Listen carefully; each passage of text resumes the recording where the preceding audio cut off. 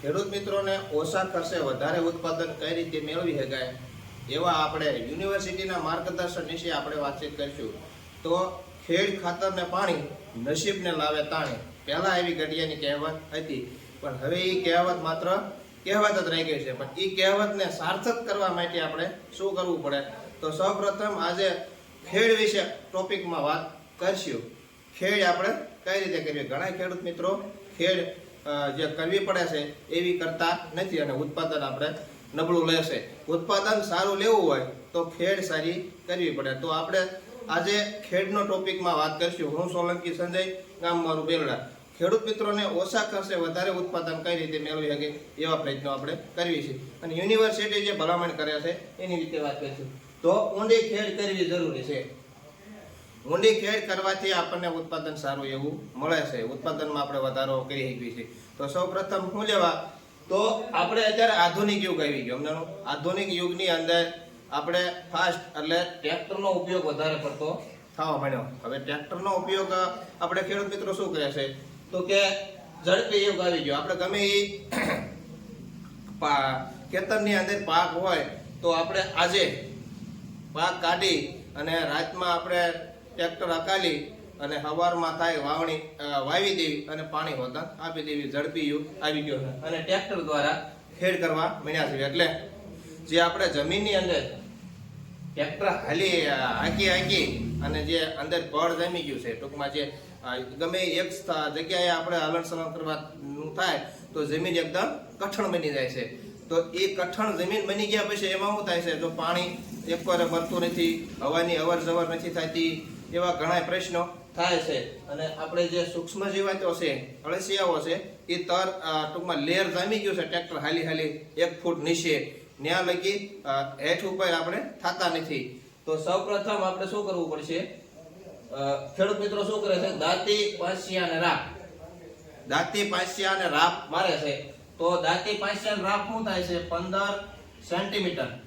દાંતી પાંચિયો રાપ મારવી તો 15 સેન્ટીમીટર લગી જમીન તૂટે છે. તો દાંતી શું કરે છે? દાંતી આમાં લીટા કરે છે અને તો રાપ શું કરે છે? રાપ બરોબર એને સીધો તોડે છે.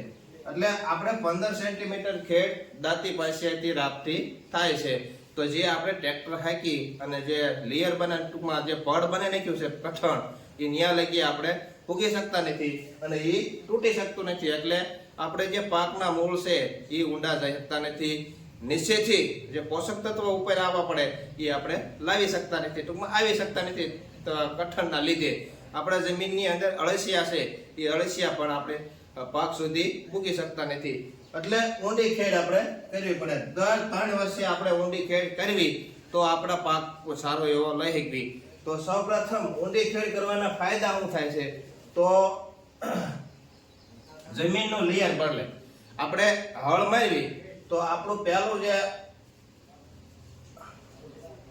ઉપલો તરનું જે જમીનનો તો આપણો તર છે એ હળ મારવાથી નીચો વયો જાય અને નીચેનો લેયર ઉપર આવે. એટલે જે નીચેના ઉપર જે આપણે પાક વાવી અને આપણી જમીનની અંદર સૂક્ષ્મ જીવાતો છે, પોષણ તત્વો છે, પોષક તત્વો એ આપણા પાકે લઈ લીધા હોય અને જમીન રહી આવ પોષક તત્વો વગેરે થઈ ગઈ છે. એટલે આપણે નીચે ટૂંકમાં જમીન નીચલી જમીન આવે એમાં અઢળક ભરપૂર પોષક તત્વો રહેલા છે. એટલે આપણા પાકને સારા એવા પોષક તત્વો મળે અને જમીન માં જે આપણે પાક ઉત્પાદનમાં વધારો થાય, પૂરતા પોષક તત્વો મળે એટલે આપણને સારો એવો પાક મળી શકે.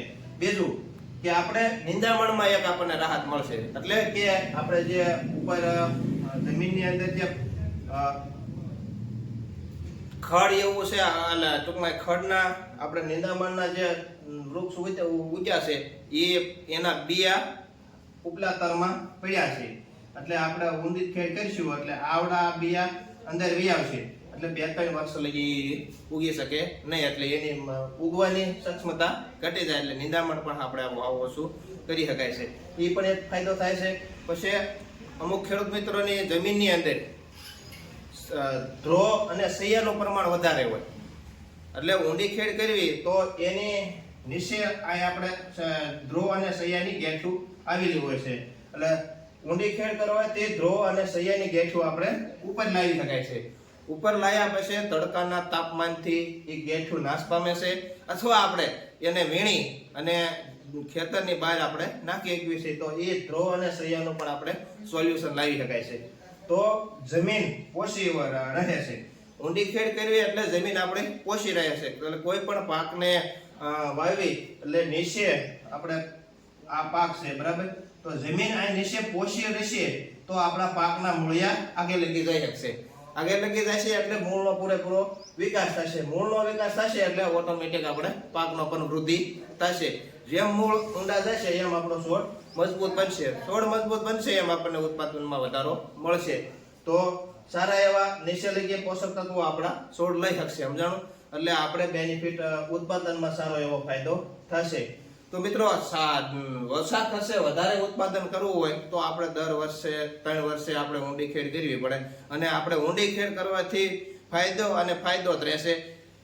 એમ બહુ સારું એવું રિઝલ્ટ મળે છે આપણને.